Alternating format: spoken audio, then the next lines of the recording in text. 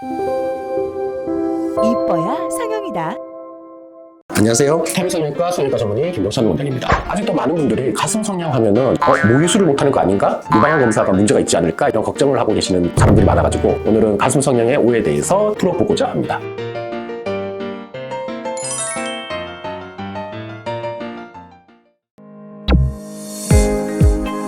아니요, 없어요. 우리가 코 수술할 때 코 실리콘 넣으면 평생 죽을 때까지 갖고 있거든요. 그랑 똑같이 가슴 보형물도 넣고 큰 문제가 없으면 평생 죽을 때까지 갖고 갑니다. 그런데 예를 들어서 얘가 유착이 심해갖고 안 늘어지고 위에 딱 붙어있다. 그런 경우에는 제거를 생각해 보셔야 되는데, 이거는 20대 때 수술하신 분이 한 60대 해가지고 50대 후반 돼가지고 그때 고려해 볼 수 있다는 거지.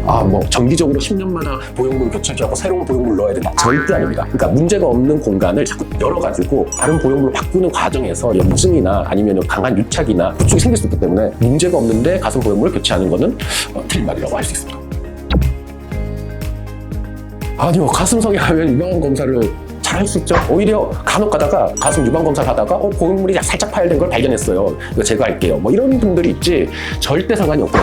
가슴 성형을 지방 이식으로 하는 경우가 있습니다. 사실 성형외과에서는 가슴에다가 보형물을 넣지 않고 가슴 확대를 지방 이식으로 하는 거를 추천하지 않습니다. 보완적으로 할 수 있다고 되어 있는데요. 1차적인 치료 방법으로 쓰지는 말라고 되어 있는데 가슴 확대를 지방 이식을 하시는 원장님도 계십니다. 그런데 그런 경우에는 지방이 결절화가 됩니다. 석회화가. 그럼 지방 덩어리가 석회화가 되면 나중에 유방암을 검사할 때 이게 유방암인가? 영상학 전문의 선생님께서 헛갈릴 수 있어요. 그 다음에 유방 가슴 보형물을 넣으면은 우리가 넣는 위치가 이 대흉근 아래에다 넣어. 그런데 우리가 유방암 어디서 생기냐? 피부 레벨 밑에, 지방 레벨에서 생겨요. 그래서 유방암 검사 잘 할 수 있으니까 걱정하지 마시고 수술하시면 될 것 같습니다.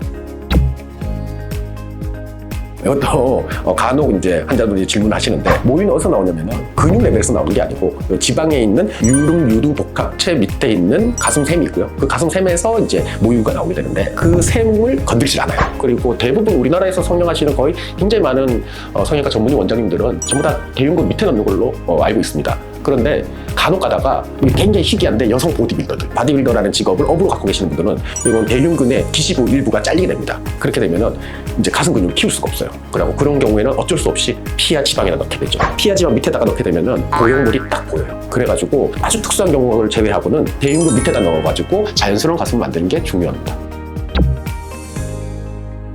굉장히 드물고요. 성인 남자 힘으로 찢어도 이게 안 찢어지거든요. 그런데 간혹 가다가 이제 경화라고 이게 딱딱해졌다가 안에서 딱딱해진 보형물이 갑자기 충격을 빵 받으면은 이제 파열되는 경우도 있는데, 보통 어떤 경우에 있냐면 보통을 하고 났을 때 그것도 안 터질 가능성이 훨씬 많다. 오늘은 가슴 확대에 대해서 오해하고 계시는 것들을 몇 가지 점을 짚어보았습니다. 가슴 수술이라고 그러면 환자들이 굉장히 걱정이 클 거예요. 그런데 의외로 합병증이 오히려 눈이나 코 수술보다 더 적은 수술이어가지고 안심하고 수술 받으셔도 될 것 같습니다. 이상 탐성외과 성형외과 전문의 김동찬입니다. 감사합니다.